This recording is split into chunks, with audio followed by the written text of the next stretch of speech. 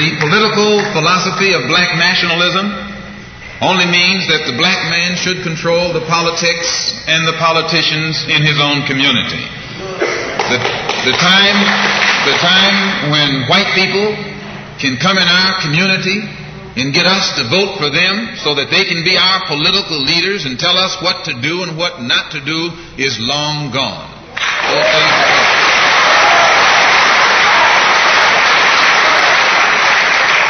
By the same token, the time when that same white man, knowing that your eyes are too far open, can send another Negro into the community, get you and me to support him so he can use him to lead us astray, those days are long gone.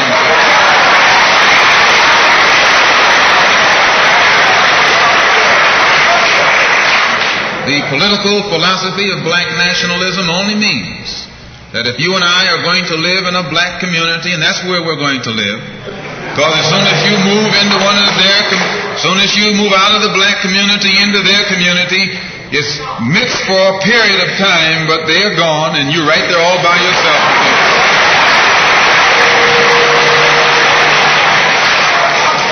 We must understand the politics of our community, and we must know what politics is supposed to produce. We must know what part politics play in our lives. And until we become politically mature, we will always be misled, led astray, or deceived or maneuvered into supporting someone politically who doesn't have the good of our community at heart. So the political philosophy of black nationalism only means that we will have to carry on a political program of re-education, to open our people's eyes, make us become more politically conscious, politically mature. And then we will, whenever we get ready to cast our ballot, that ballot will be cast for a man of the community who has the good of the community at heart. And the economic philosophy of black nationalism only means that we should own and operate and control the economy of our community. You can't open up a black store in a white community. White man won't even patronize you. And he's not wrong. He got sense enough to look out for himself. And you who don't have sense enough to look out for yourself.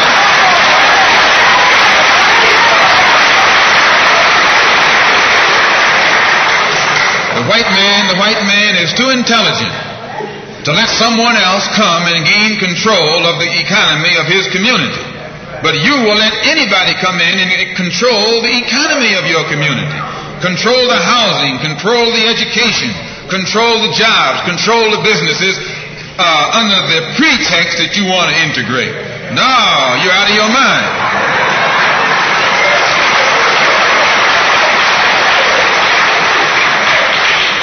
The economic philosophy of black nationalism only means that we have to become involved in a program of re-education to educate our people into the importance of knowing that when you spend your dollar out of the community in which you live, the community in which you spend your money becomes richer and richer.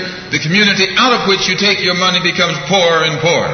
And because these Negroes who have been misled, misguided, are breaking their necks to take their money and spend it with the man. The man is becoming richer and richer, and you're becoming poorer and poorer.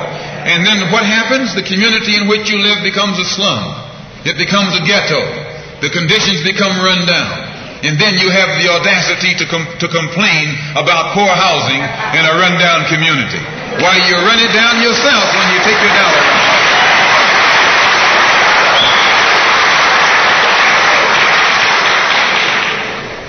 And you and I are in a double trap, because not only do we lose by taking our money someplace else and spending it, when we try and spend it in our own community, we're trapped because we haven't had sense enough to set up stores and control the businesses of our community. The man who's controlling the stores in our community is a man who doesn't look like we do. He's a man who doesn't even live in the community. So you and I, even when we try and spend our money in the block where we live or the area where we live, we're spending it with a man who, when the sun goes down, takes that basket full of money in another part of the town.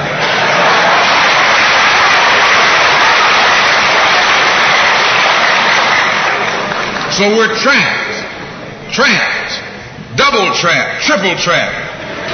Anywhere we go, we find that we're trapped. And every kind of solution that someone comes up with is just another trap. But the political and economic philosophy of black nationalism, the economic philosophy of black nationalism shows our people the importance of setting up these little stores and developing them and expanding them into larger operations.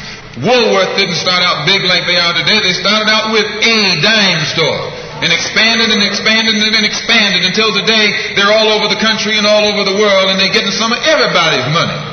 Now this, what you and I in General Motors, the same way, didn't start out like it is. It started out just a little rat race type operation. And it expanded and expanded until today it's where it is right now. And you and I have to make a start. And the best place to start is right in the community where we live.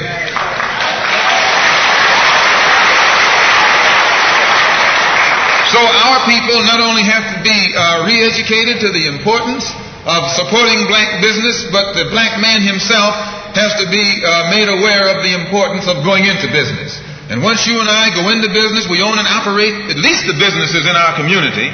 What we will be doing is developing a situation wherein we will actually be able to create employment for the people in the community.